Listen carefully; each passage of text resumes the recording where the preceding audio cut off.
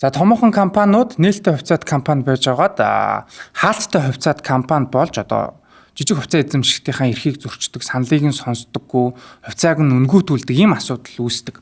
Тэгэхээр Атар өргөө хувьцаат компани дээр бас ийм асуудал үүссэн. Тэгээд үүнтэй холбоотойгоор бас төр хороо байгуулагдсан явж байгаа юм байна. Тэгэхээр Атар өргөө хувьцаат компани бас энэ жижиг хувьцаа эзэмшигчдийн төр хорооны бас зохицуулагч мөнх туяатай бид хүү яг уулзаад энэ асуудлаар тодорхойлго мэдээлэл хэлэхэд бэлэн болсон байна. Сайн байна уу та? Сайн байна уу. Би үндэсний үйлдвэрлэлд дэмжих зорилгоор тэтгэврийнхаа эрхийг үүссэний дараа үндэсний үйлдвэрлэл болох сүү хувьцаат компани, говь, Атар өргөө хувьцаат компаниудын хувьцааг худалдаж авсан. Худалдаж авсан цагаас хойш хувьцаа эзэмшигчдийн хуралд компани тухай хуулийн заасан журмын дагуу биечлэн оролцох, санал бодлоо хэлэх, за ногдол ашиг авах. За ийм хуулийн заасан эрхээ эдэлж хуралд оролцохоор одоо ер нь бол хувьцаа авсан цагаас хойш оролцоод явж байна. Гэтэл одоо Атар өргөө бусад компаниуд нь бол журамдаа заасан дагуу хуулийн заасан хугацаанд хурлаа зарладаг, жижиг хувьцаа эзэмшигчтэй хүндэтгэлтэй ханддаг, хурлаа зохион байгуулалт нь хууль журмын дагуу явдаг. За гэтэл Атар өргөө хувьцаат компани маань одоо 360 гаруй хувьцаа эзэмшигчтэй жижиг хурал зохион байгуулалт асар хүчтэй бүтгэлтэй. Ногдол ашиг бол 2017 оноос хойш өгөөгүй байдаг юм байна. Шүүхийн асар олон жил шүүхт маргаантай явдаг.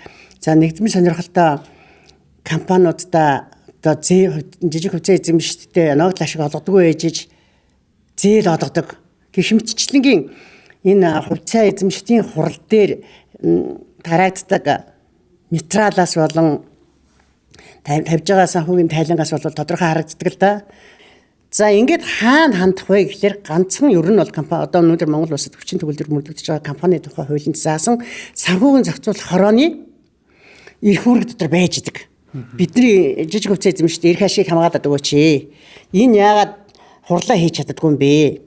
Яагаад энэ хурал хүчинтэй байхад бүр одоо хуулинд заасан заалт хангагдахгүй байна.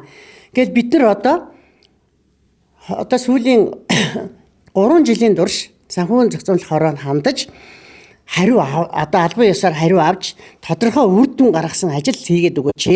Энэ Атар өргөө хувьцаат компани хурал номын журмын дагуу явуулаач.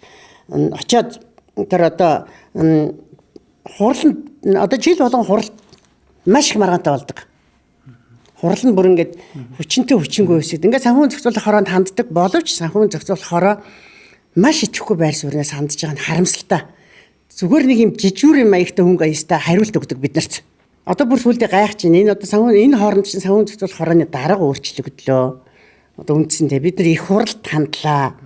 Өшөө цаашаа завсартанд харин бүр дордож байгаа. Яг л санхүүгийн зохицуулах хороонд бид нар албан ёсоор хариу өгөөд л ингээл аваад хахад санхүүгийн зохицуулах хороо дөрвтэй арга хэмжээ аваагүй улмаас хэлбэрээ өөрчлөх асуудал хандсан. Атар өргөө Хаалттай болохгүй. Хаалттай. Хязгаарлалт нь нөгөө хариуцлагатай хувьцаат компани чинь ХХК хязгаарлалт компани. Одоо тэгэл бүр бидний жижиг хувьцаа эзэмшигчдийн нөгөө эрх ашиг хамгаалж үг хэлэх ХК байхдаа бидний одоо үг хэлэх, хэвлэн нийтлэх, санал бодлоо ярилцах ийм эрхийг хязгаарлаж байгаа юм чи ХХК болоод бүр дордож байгаа байхгүй юу?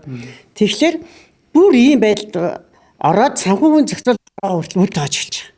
Яагаад тэгэхээр санхүүгийн зохицуулах хороо өөртөө компанийнхаа хууль дүрмд заасны дагуу хувьцаат компанида арга хэмжээ авч чадахгүй.